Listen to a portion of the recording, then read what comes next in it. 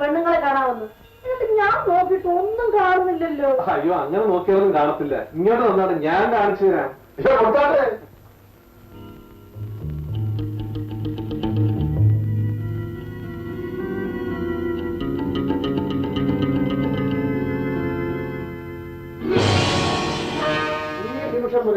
ഞാൻ അവിടെ തനിയെ ആജ്ഞാപിച്ച.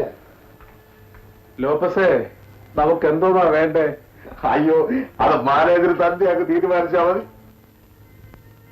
ആ കേശവനെ പറ്റിച്ചിട്ടല്ലേ ഇവർ മോതിരം കൈക്കലാക്കിയത്? മോതിരം കയ്യിൽ കിട്ടിയപ്പോൾ ആ പാവത്തിനെ വഴിയാധാരമാക്കി. അത്ര മനസാക്ഷിയില്ലാത്ത പരീക്ഷകളാണ്. ആ കേശവന് അവന്റെ പഴയ കുടിലെങ്കിലും ഉണ്ട്. ഇവർക്ക് അതുപോലും ഉണ്ടാകാൻ പാടില്ല. എവളെയും അവന്റെ കെട്ടിയവളെയും പരമ ദരിദ്രവാസികളാക്കി കടപ്പുറത്തേക്ക് വലിച്ചെറിയാൻ. ബിസ്മി വൈസ്മി യാ ഖുദാ ഖുദ്റത്ത് ഹോ.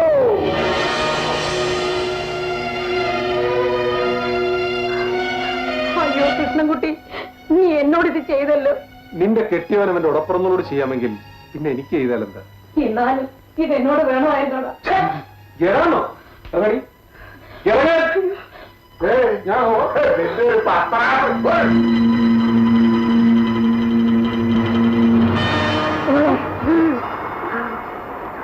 അയ്യോ, നമ്മളെങ്ങനെ വന്നു?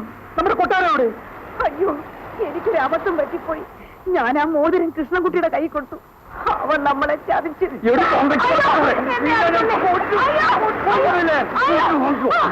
ഇനി എന്നെ അടിച്ചുകൊണ്ട് എന്താ കാര്യം? നമുക്കും അങ്ങനെ കിട്ടിയ മോതിരമല്ലേ, അതങ്ങനെ അങ്ങ് പോയി. ഇനി ഞാൻ എന്ത് ചെയ്യൂടി? ഞാൻ എവിടെ പോവും? നമ്മുടെ മോനും പോയി, ആരോരും ഇല്ലാതായി. ഇനി നമുക്ക് നിങ്ങളുടെ പെങ്ങളുടെ വീട്ടിലോട്ട് പോവാം.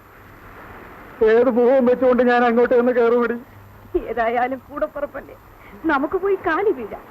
നാളെ മുതൽ നിങ്ങൾക്ക് അളിയന്റെ കൂടെ വള്ളത്തിൽ പോവുകയും ചെയ്യാം. ആ വെള്ളം ഞാൻ നശിപ്പിച്ച് കളഞ്ഞില്ലടി. അത് ദൈവം തമ്മിൽ എനിക്ക് എന്നെ ശിക്ഷ. ദൈവമേ, ചുരുണ്ട് കിടക്കാൻ ഒരു പൂഴ പോലും ഇല്ലാതായല്ലോ. നമുക്ക് അങ്ങോട്ട് തന്നെ പോവാം.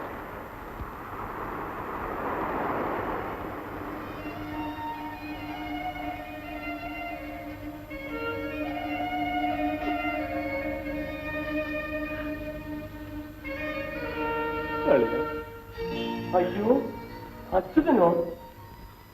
അയ്യോ, ഇതെന്ത് പറ്റിയളിയാ? ആ കൃഷ്ണൻകുട്ടി ലോപ്പസും കൂടെ എന്നെ പറ്റിച്ചളിയ.